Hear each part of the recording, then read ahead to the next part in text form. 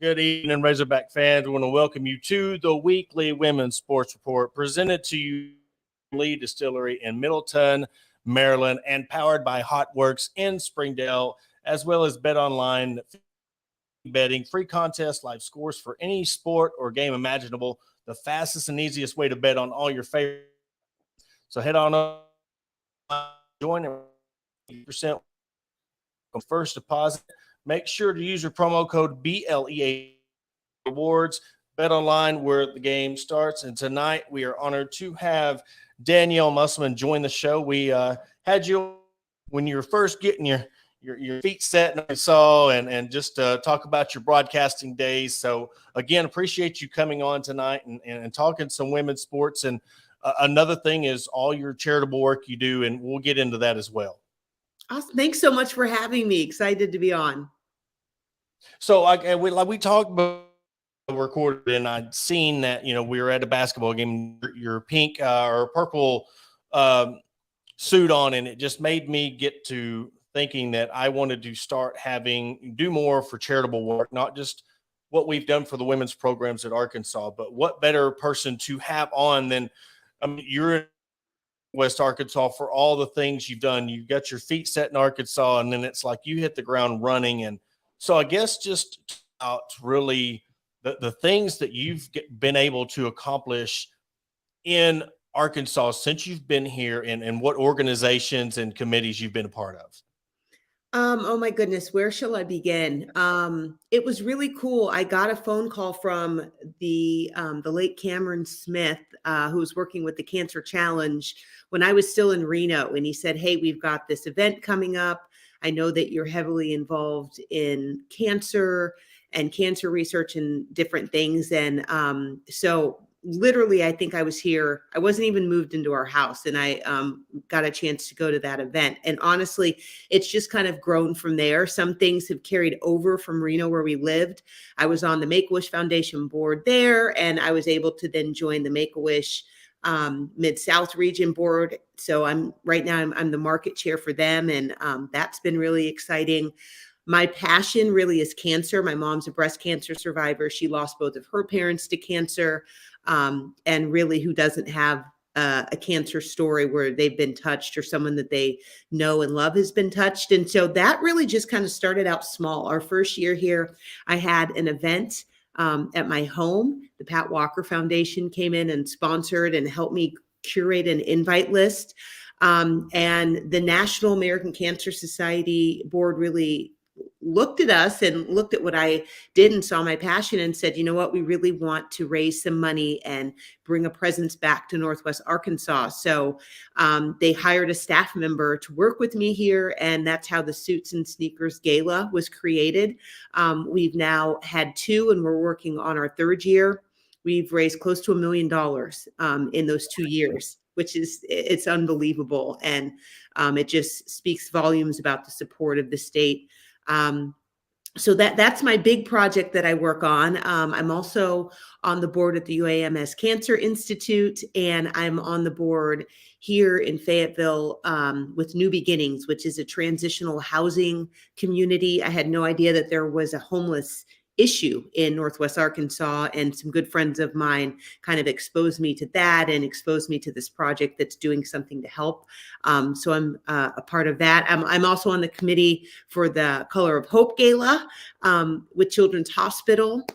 We've had staff members that have greatly used Children's Hospital. I've had to take my own daughter there for, an MRI. And it's so wonderful to know that it's here because it's rather new. It hasn't been here that long. And the way I understood it, kids had to go to Little Rock all the time. So I've got my hands in a lot of things, but I feel fortunate that I'm able to help.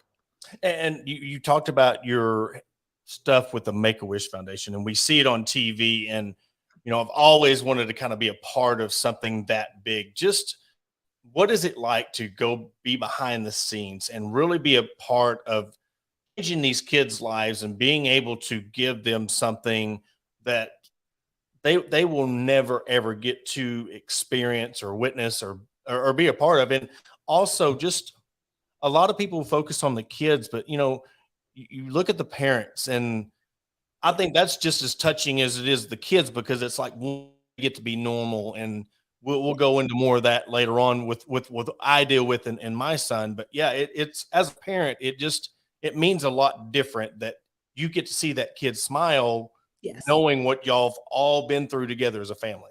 Yeah, well, Make-A-Wish Foundation, I think a lot of people don't quite understand exactly what it is that they do.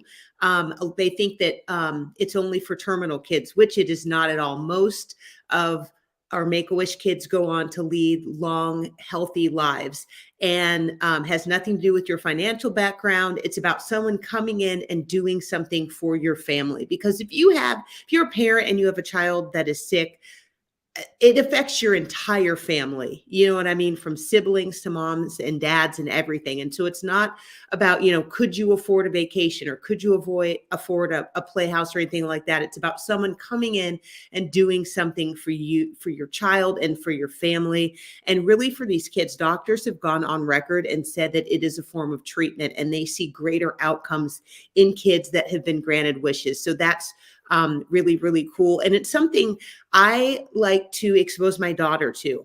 And she's come with me on so many of the wish granting trips that I've gone on.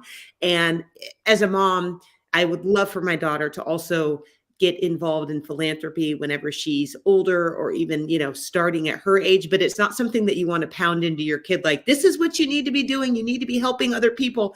I like to just try to lead by example. And that's one way. I mean, it involves kids. She can go out and she can see some of the good that we're doing in the community, and she really enjoys it. And that's one of the main things that I've had neighbors and friends kind of say, hey, tell me about Make-A-Wish. And I've had so many of them choose to then get involved. So it's an amazing organization. And with my son, we found out when he was, he had autism. It was a form of autism. It was speech apraxia, where he could understand you, but he couldn't verbalize. And we went to the meeting center there in Lowell and got him diagnosed. So yeah, I totally understand it affects your whole family, because they deal with that. He'll deal with that the rest of his life. And, getting to see those moments, like he was in 7th grade this year, and he was the equipment manager for the whole team. And his teammates went to his coach and said that they wanted him to score a touchdown this year. They wanted to run the ball. Well, played Elkins, where they go to school at Ozark, and they let him suit up and score a touchdown for the team. And I'm telling you that you see it on excuse me, when it hits you personally. You see it live. You see the crowd, and it's for him and the joy he had. I'm doing everything I can right now. It happened 4 months ago, not to get emotional thinking about it, because it's a lot. So I really heavily want to get involved in those things, because I know what it means to my family and what I've been able to. So I can only imagine what it means to others when they get to experience those things. No, it's I've had so many parents say, it was my best moment with my child. It's really incredible.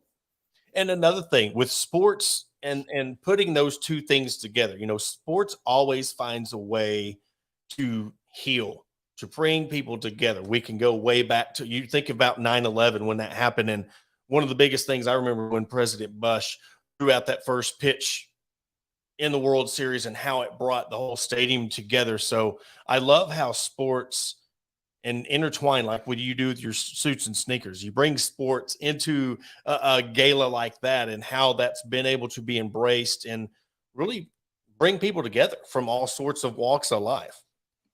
Yeah, it's really from all over the state. You know what I mean? It's something that's really cool, and it's easy when you get this group, and you might have all of these different backgrounds, and you come from different places, and all different type of family situations and everything, but you can all kind of unite and cheer for one thing. It's really cool. And I don't know if you see the shirt I'm wearing on tonight, it's Sideline Cancer. There's a basketball tournament during the summer. It's called the basketball tournament, where you get all these teams together, and former college players, former NBA players.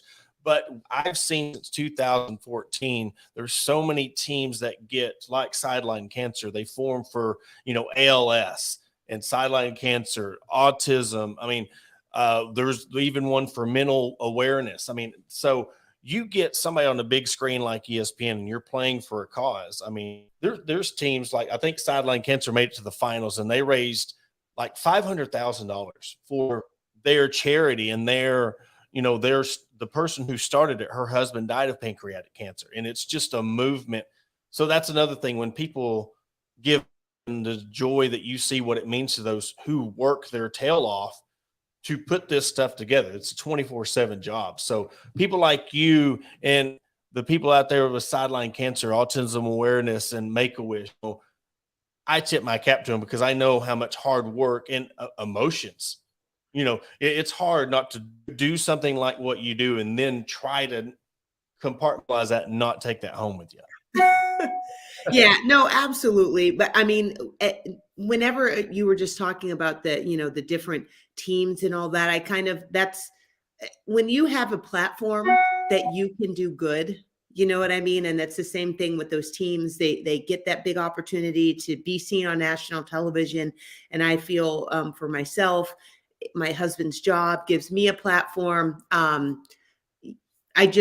want to do good with it. You know what I mean? It's like, who knows how long this will last, how many games we're able to win. But while we have that going, I just want to try to turn it into something good.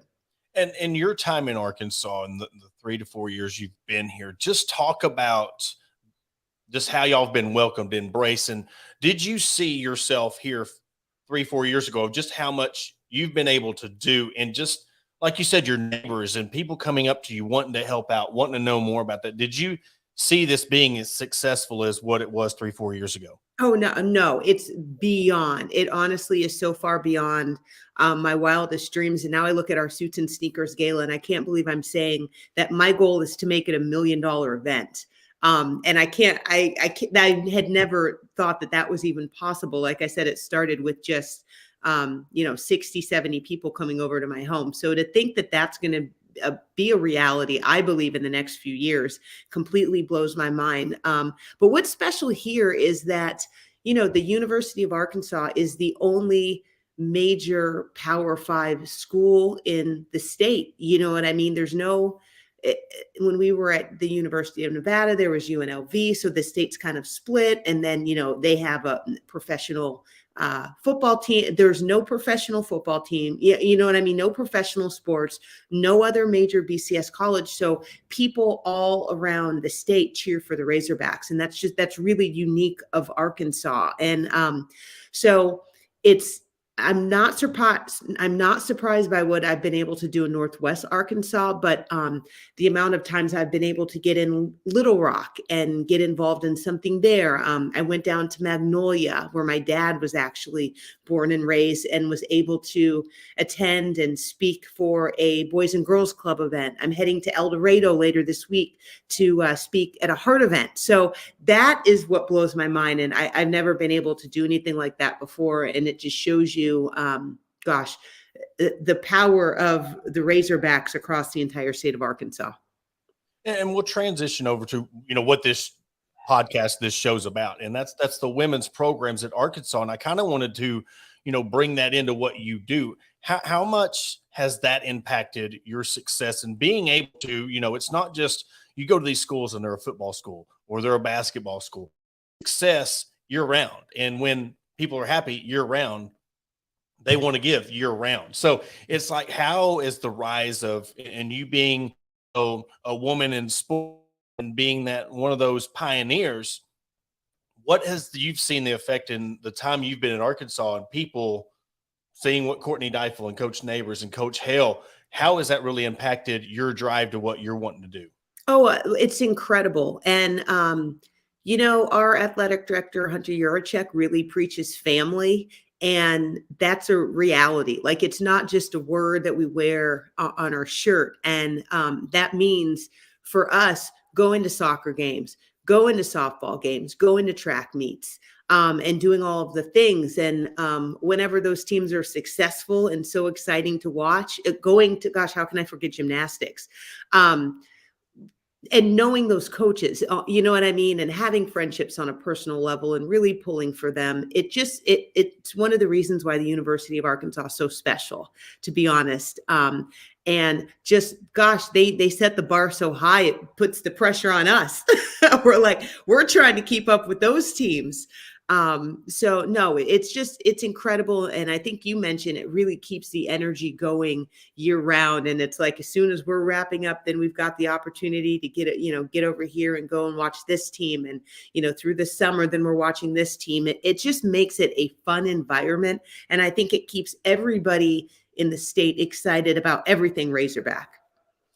And just, I guess we'll wrap it up with this. So you talked about your big suits and sneakers gala. I mean, really about when it is, when's the next one? I know you just had one, and then how can people find where to donate, find to get involved, to where they can help and be a part of this? Yeah, so October 13th is going to be our third Suits and Sneakers Gala. I'm really excited because we're shifting the focus. We focused on pediatric cancer the last 2 years, and now we're going to move to breast cancer. And so I think that's going to hit a lot of people differently. Excited about that. You can always find out updates on either our Facebook page, which is Suits and Sneakers AR, or we have an Instagram page, Suits and Sneakers AR, and updates. You can message us. You can find out more information, all of that right there. And does that kind of give you and coach an excuse to make sure you're on top of your game on the sneaker game? I know. Oh yeah, it gives us just some excuse to buy 2 more pairs of shoes. And I know neither myself or coach has pink shoes in the collection, so we're definitely going to be in the market for some. I think I've seen Coach Neighbors. He had a pair on yesterday at the game on Sunday. So I'm sure y'all can find some. But Danyelle, thank you so much for coming on and sharing, what you do for Northwest Arkansas, and again, whatever we can do as a podcast with our platform to help bring awareness to whatever y'all have going on. We are more than happy to be involved and help really drive it and give back to the community, because if it wasn't for our fans and the Razorback fans, we wouldn't have a platform. So I think we really want to get involved and really help out in any way possible. I appreciate that. I'll keep you in the loop. That's for sure. Sounds good. Well, thank you so much, and you have a great evening. You too. Well, that was Danyelle Musselman. Just amazing conversation, amazing way that she has really, you want to talk about making the most of being able to come into Arkansas and give back. And in so many ways, not just one thing, and to see these things grow. She just said $1 million event. And I know with Northwest Arkansas and the amount of corporations, I mean, it's easy to say that, hey, let's give back. So you can watch this, replay this, catch it online, to any ways you can help for the Suits and Sneakers Gala. We're going to do more as a podcast to try to get involved, but we're going to take a quick commercial break. After the break, we're going to come back and we're going to recap.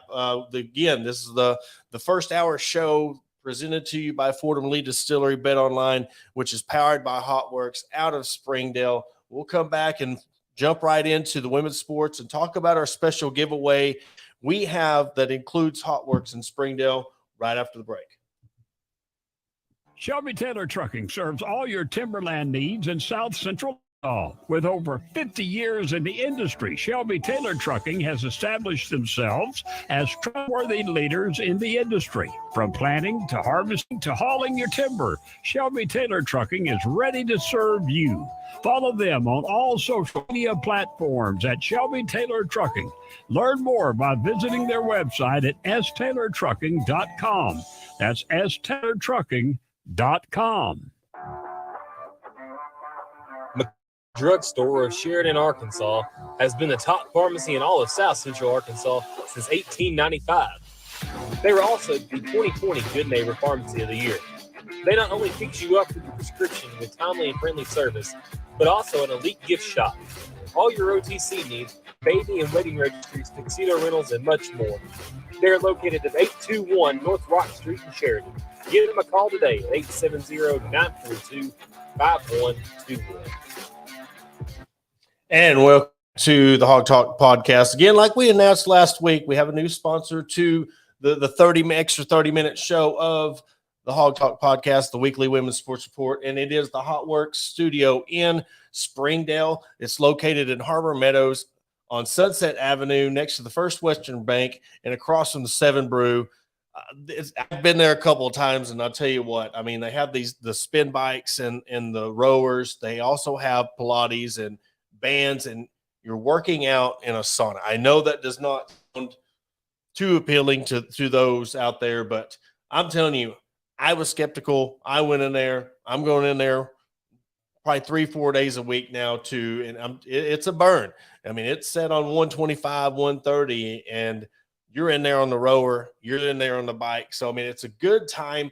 Be sure to go in there, stop into the one on Sunset Avenue, talk to Lily. She'll get you signed up. Be sure to tell them that we sent you. And I'll tell you what, we're giving away a prize package of some goodies, and I had to sneak away to get the goodies, but we're giving away this prize package right here. Got a 1-month free membership to Hot Works in Springdale. You got a towel, and you're going to have a mat and just some things that go along with it. So you have to go into the location. You tell them that we sent you. And as well as that, there is a $25 gift certificate to the Harbor Nutrition, which is the Herbalife shop right down the street. So again, special thank you to Hot Works. We're really trying to get more health-minded people involved in this, because myself, it's personal, but yet using my platform to go on this venture of where I'm going to start going into these businesses, help promote people, get involved in the charity organizations that, Danyelle Musselman was talking about. So we're really excited to be partnered up with them, but please be sure to go in there and talk to them, get your free session, see what you think, sign up. And again, like I said, tell them the guys at the Hog Talk sent you, and I guarantee you it's going to be an experience that you'll get hooked. I mean, it's for guys, girls. They even have a workout place back there. You don't have to go into the sauna. They have a gym back there with some free weights or some dumbbells and some cable weights. So it's, again, like I said, it's on Sunset and Harbor Meadows. But we'll jump right into the week that was the women's sports. And again, the main reason why I wanted to expand this to an hour is because we've really been having guests on and then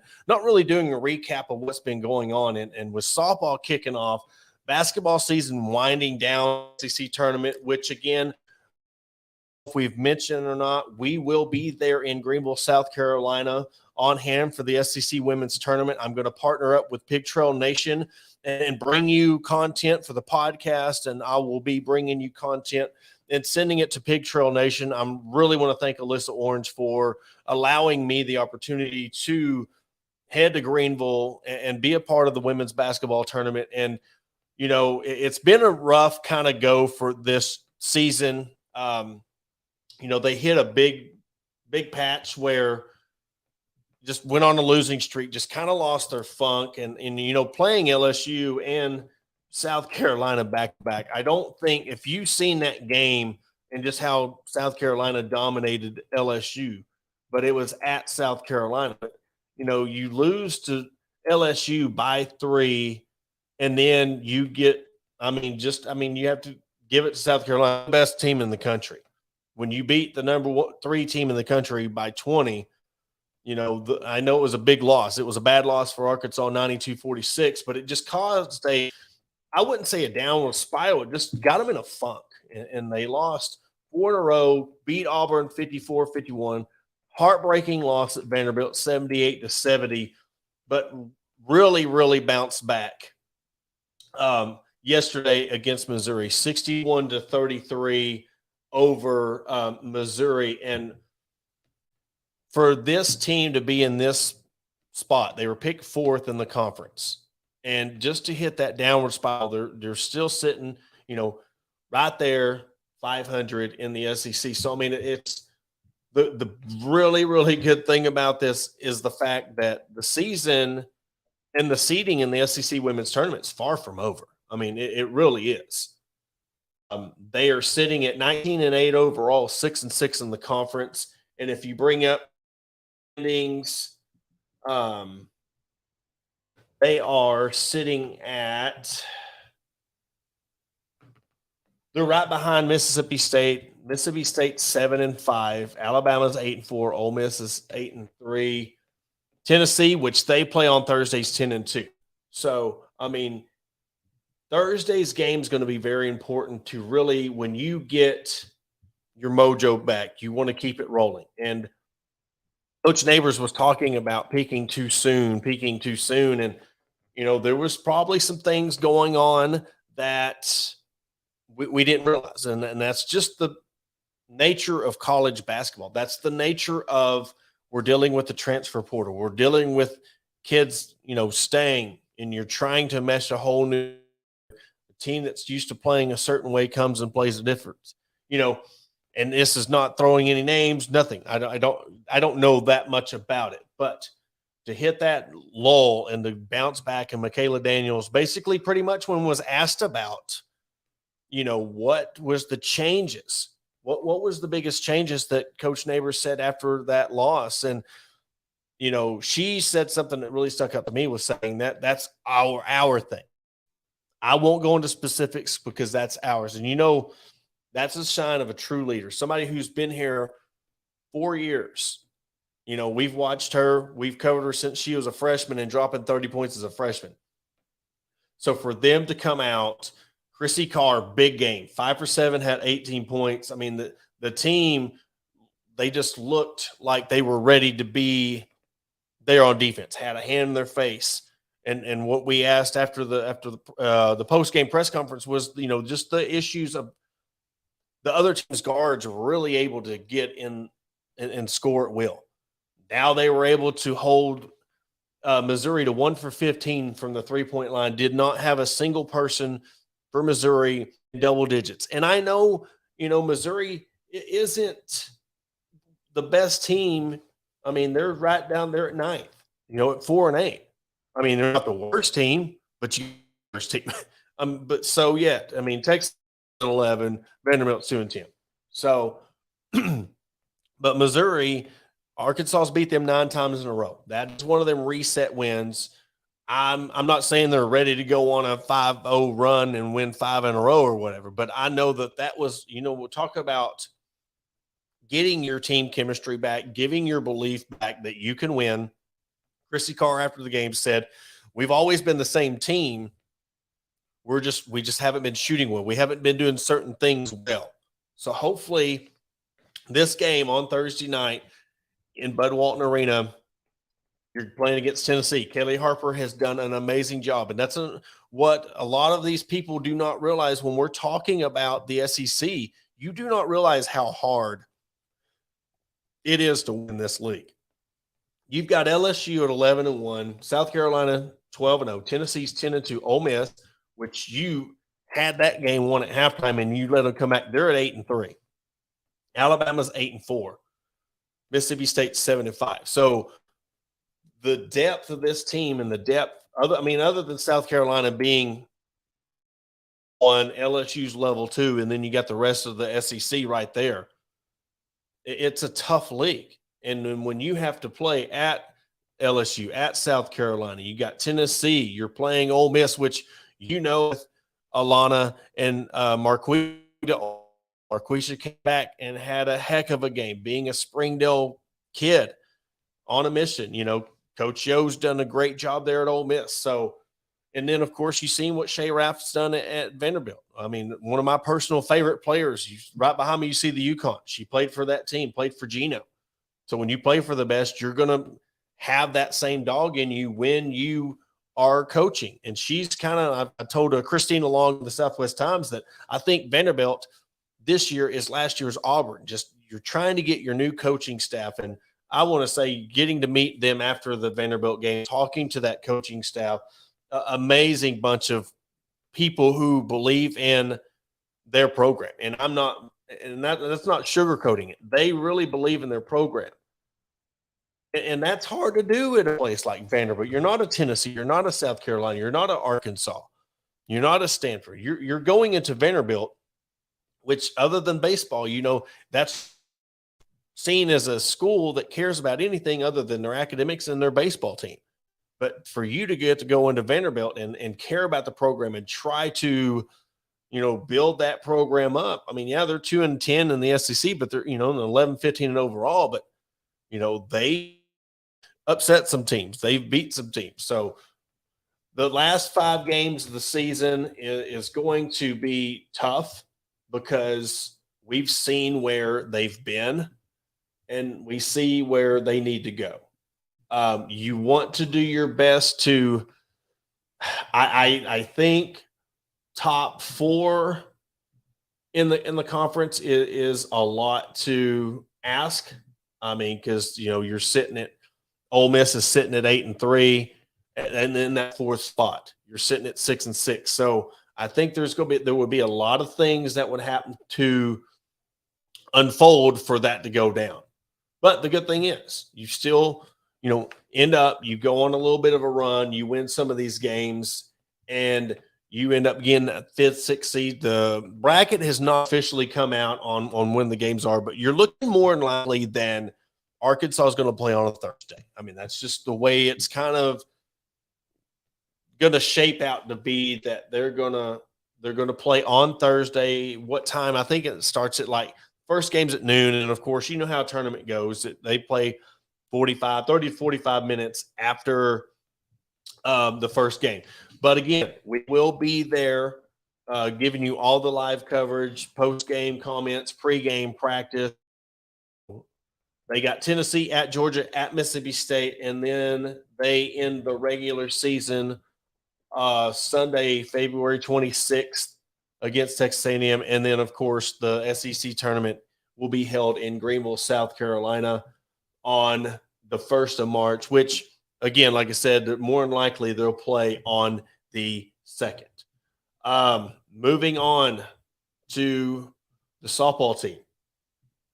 We've said that this team, these freshmen are good. This team is good. We knew that moving Hannah Gamble to the catcher position was going to be a little bit of an adjustment. We knew that with all the freshmen coming in, how are you going to place KB? How are you going to place Mary? How are you going to place Danyelle? You can't. You cannot replace those type of people.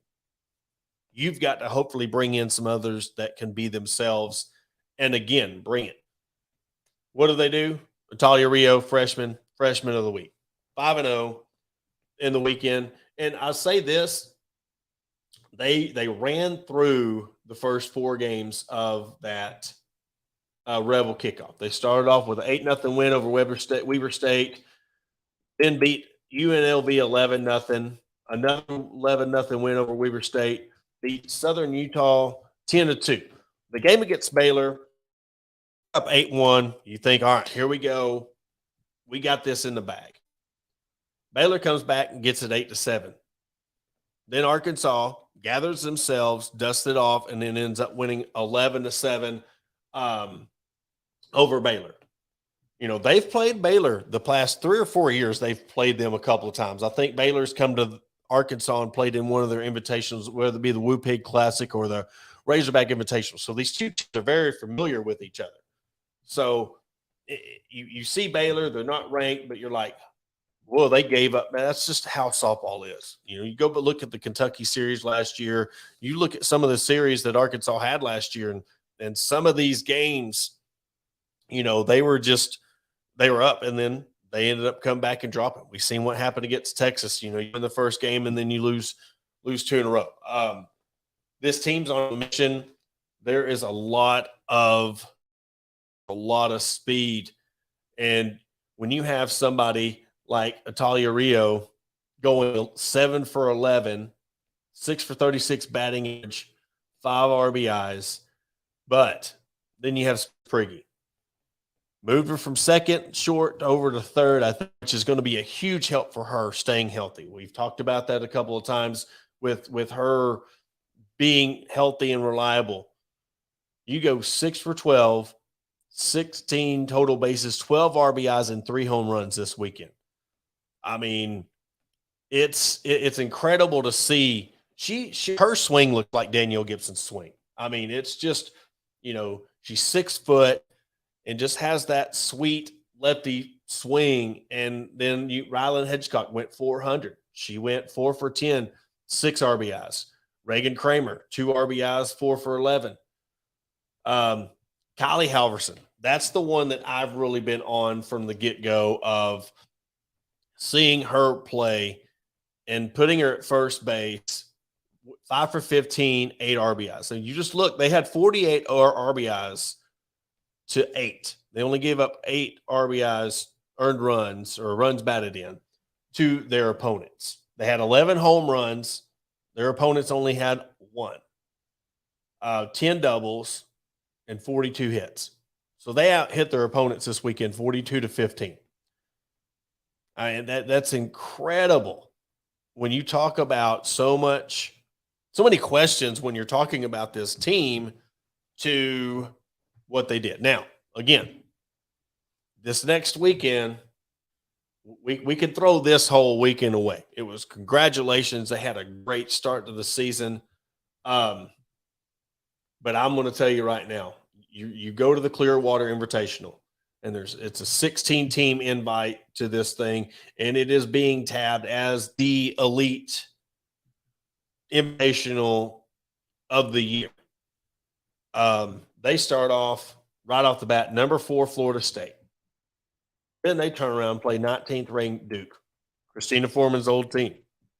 Then they got to play Indiana, number 24 ranked Louisiana, and then they end it with Nebraska, which Nebraska is one of these up-and-coming teams. None of these teams are a slouch. So you got the number 4 team, 19, 24. You end it with Nebraska. Well, we finally get to come home and play on the 23rd. Let's just play a doubleheader against 15th ranked Arizona. So, and you actually play them 3 times, and you play Drake 3 times. So, again, like I said, by the 26th of February, we're going to know what this team is about, what they're made of. Now, look, don't hold their record to what it could end up, but we're going to know a lot about this team, a lot about this pitching rotation, and we've talked to, that's something we hadn't even really brought up. We talk about the firepower of this offense. All the way from Hannah Gant, Christina Foreman, Reagan Johnson, Casey Hoffman, another one from last year that, can hit it out at any time. But the defense is going to be the difference. This defense and this pitching. The one person that when it comes to the pitching side, was Callie Turner. That was my biggest question mark of this year. How would Callie Turner respond this year coming in? And some people, you're talking about transfers. It takes some people longer to really get in the rhythm, get in the groove. And she just didn't seem to find that groove, that confidence. I'll tell you what, I don't know. I seen the video today of what the games of, and Coach Deifold preached it. They've got their back. This is a different mindset of this team. They really have each other's back this year. And if you go out there, you want to go out there and take risks. You want to go out there and take chances because you've got a defense behind you. You've got speed behind you now where you can leave one up in the zone, and maybe if it's a gapper, it's caught now. So Callie Turner had a really, really good weekend, 2-0 this weekend. She had she gave up no earned runs, 9 strikeouts, 11 innings pitched, and had a 0.081 average per batter. ERA. Shanice Dels, 2-0, 0.84 ERA. The only one that really got touched, it's just the fact that of all the runs that were scored, they didn't give up that many runs, and that's good. Because you can see if you're not giving up, there was errors and there was things. Those are coachable. Those are coachable things if you're giving up a lot of your runs on errors.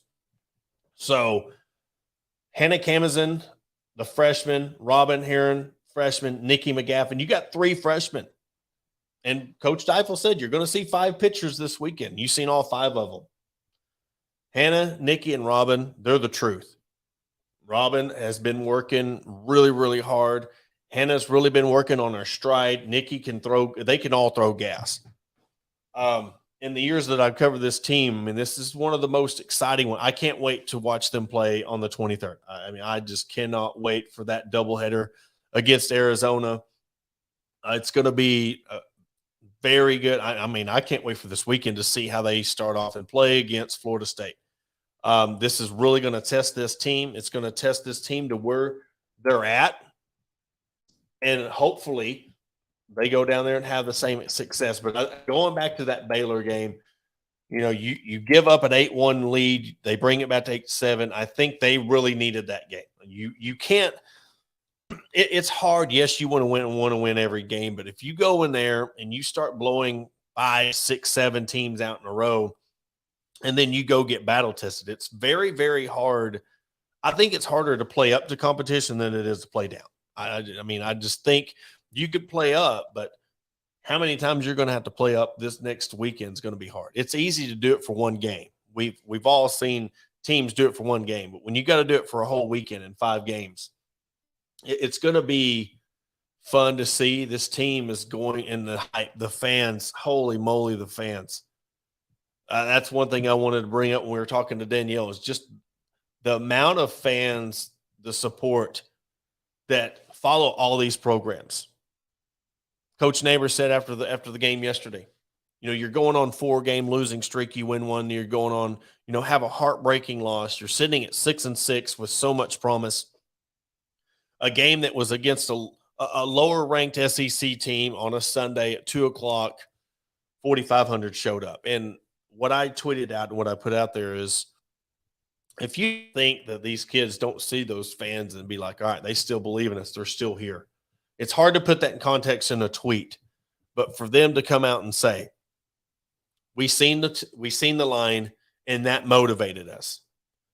And there's some out there who are saying, you know, well, I'm just a person with 3,000 followers and I'm saying negative things about this team and that motivated. Hey, you know what? When you're on this kind of roll, you take any kind of motivation you want. And if you want to take credit for that, you know, it's easy to criticize. But where were those naysayers when they won yesterday in a big win? Yeah, it was against Missouri, but any kind of win was a win. There wasn't that much. Where's the repercussion side of it? You got your solid core. I'm not talking to the solid core fans that have always been by their side.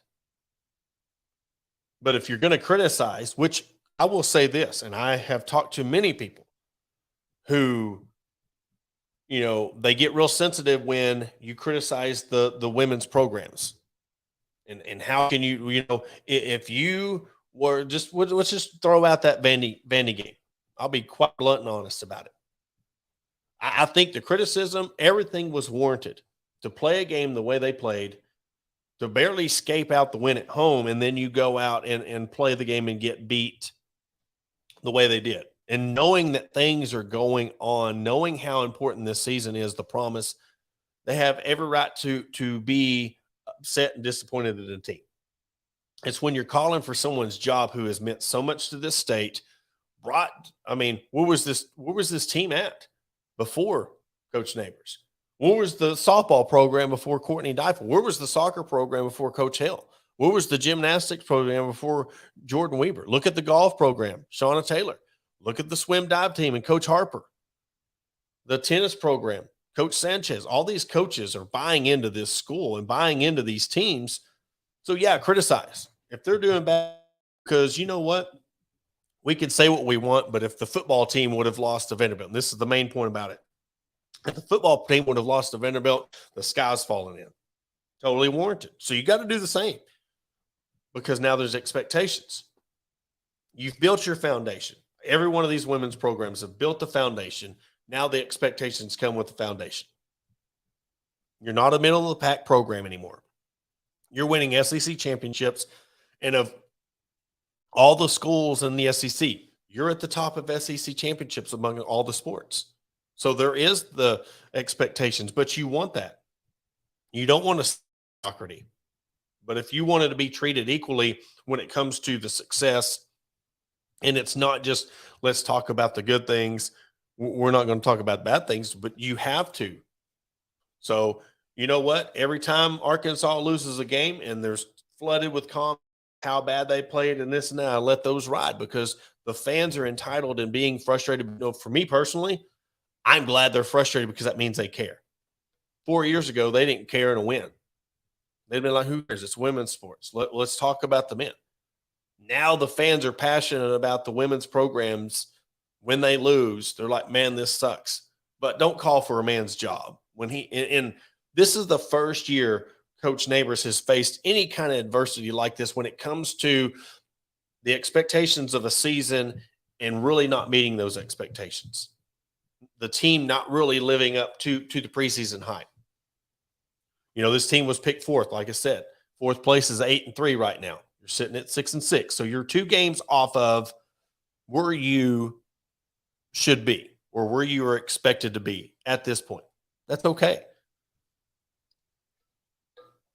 Again, I welcome it because I want people to care. Because if you want to be honest again and blunt about it, if the people start showing their frustration and you start pissing on them and you start saying that, well, you can't have the right to be upset, only talk about them when they're good, they're just going to stop being fans. They're just be like, well, I'll just go watch the men's sports. I'll go watch the football team. It's not what you want to hear sometimes. And it's hard covering these teams and being involved in these teams for the past 4 years. Like I have to hear that. Yes, there's times where I want to defend. Like when they want to call for Coach Neighbors' his job. That's what I defend. I used to be one of them chest thumpers when I first got into this. You want to try to protect everything at once. And then sometimes you got to realize that they're fans. You're entitled to your opinion, whether it's right, wrong. But in this case, when they were going through that skid, it was tough to watch. It was tough to see a team with so much promise not have the progress that you thought. But now, hopefully, with this game, the team looked like they were having fun again. They looked like they were a totally different team. Let's see, Tuesday night or Thursday night against Tennessee is going to be a big testament on where they're at. So 6-6, I mean, you win the next 4 or 5 games. I mean, that puts you at, say, 11-6, 10-7. So, I mean, that puts you 3 games over 500 in league play. And the good thing about the schedule is that is a very attainable goal. I mean, let's just say the Tennessee game's a toss-up, but then you have your Georgia game, you know, Texas A&M, and I think Mississippi State. So it getting to that 10-7 is very 10-7. That would be 4 wins over the next 5 games. I mean, that's doable.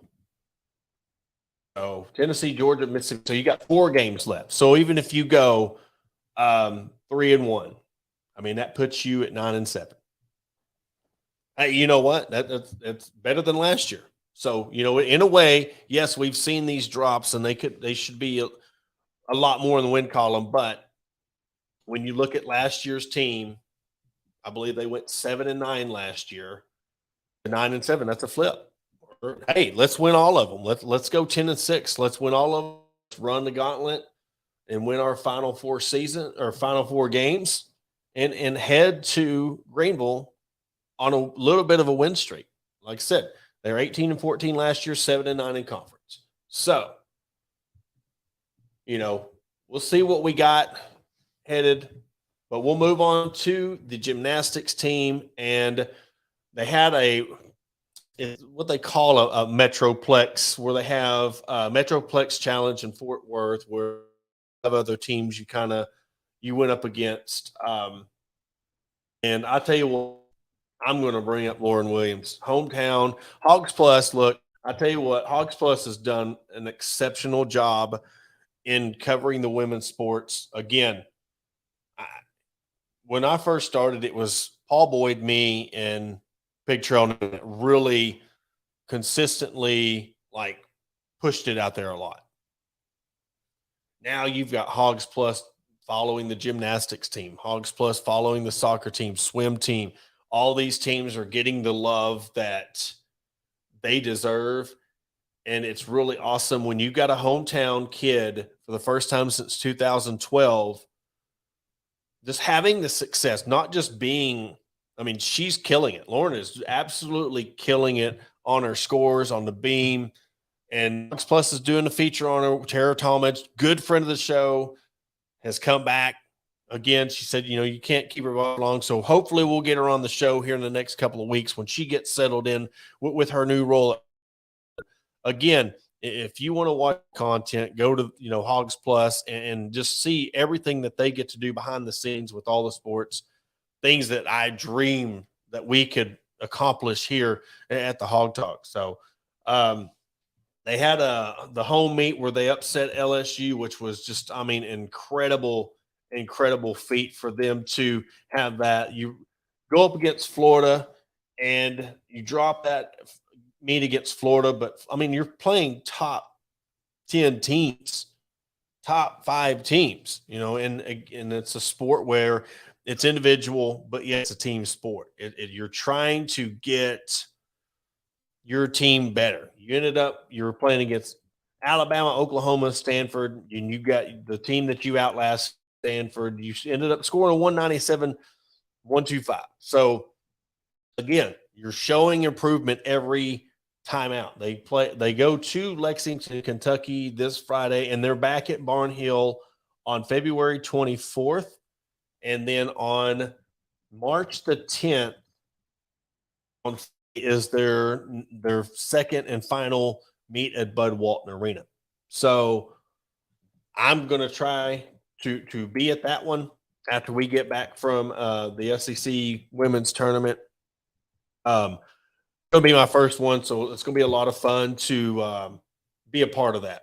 And again, I can't thank Pig Trail Nation enough for being able to bring them their content as well, and as well as our sponsors. As we wrap this up, Fordham Lee Distillery, Middleton, Maryland, I can't thank them enough for what they've been able to do for this podcast, for the show, really getting this thing rolling. Hotworks in Springdale stepping up and saying they wanted to be a part of doing and getting their name out there. There's going to be more to come. We're reaching out to 3 to 4 other businesses that want to get involved, and they want to see how things are rolling. So hopefully we can get some more businesses that support each other. That's the biggest thing. Really going to be getting involved with Danyelle in the Suits and Sneakers Gala, all the stuff she's going on with the breast cancer awareness, the Make-A-Wish, anything we can really do to bring more awareness to Northwest Arkansas. And with the sports and everything they got going on there, it's been an exciting year. I know everybody's excited about softball, and they got to wait another weekend, but the Clearwater, and then they come back to Bogle on the 23rd. So it's been a fun show. Again, thank you to Danyelle Musselman for coming on and talking with us. Thank you to the fans again for watching, tuning in. This will be one of the ones I'll upload as a podcast, so you'll be able to catch this tomorrow morning. It will drop probably about, I put them out at midnight, so anytime in the morning it will be up. So thank you again for tuning in to this week's weekly women's sports report. Once things really get cooking with, more of the softball, the gymnastics, the women's basketball leading up to the SEC women's tournament. Soccer is going to be getting underway with some of their spring stuff. Golf, tennis is in action. Another one that really need to bring attention to with them. Another one of those teams that are ranked, that are doing really good. The women's tennis team, they against Memphis this past weekend, won 2 on Sunday, but ended up not playing that one. But they beat Memphis 5-2 on February the 10th.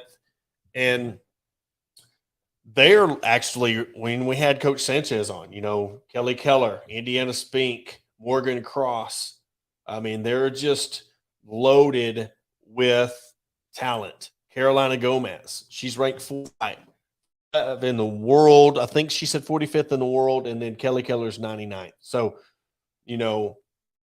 You got the doubles competition, Morgan Cross, Indiana Spink. They're one of the best. I mean, they make a really good doubles team with Morgan and Indiana, and then Carolina's and Kelly Keller. So you got two really stacked teams when it comes to your tennis program. And then 57th ranked Linka Stara and Grace O'Donnell. They went into the doubles and swept the doubles, and then, of course, won the single competition 4-3.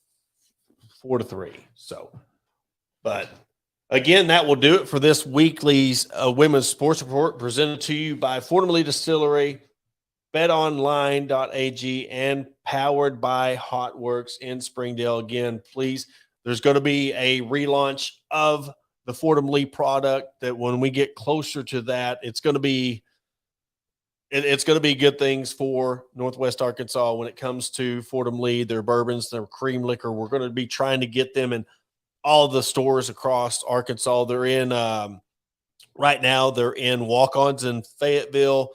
I want to say they're at Beef O'Brady's and in Rogers. So we're trying to get them out there into more locations. So if you want bourbon to sip on, I'm telling you, it's up there with Buffalo Trace. It's up there with Knob Creek. Not saying that just because, they're the sponsor of this show, but I'm more of a mixer than a sipper. And this is one of those that when I went to Little Rock this weekend, I took a bottle with me, and it was very, very good. So there's going to be a relaunch of the Fordham Lee product. We'll keep you in tune with that. Again, don't forget to stop into Hotworks in Springdale, Harbor Meadows. Tell them that we sent you.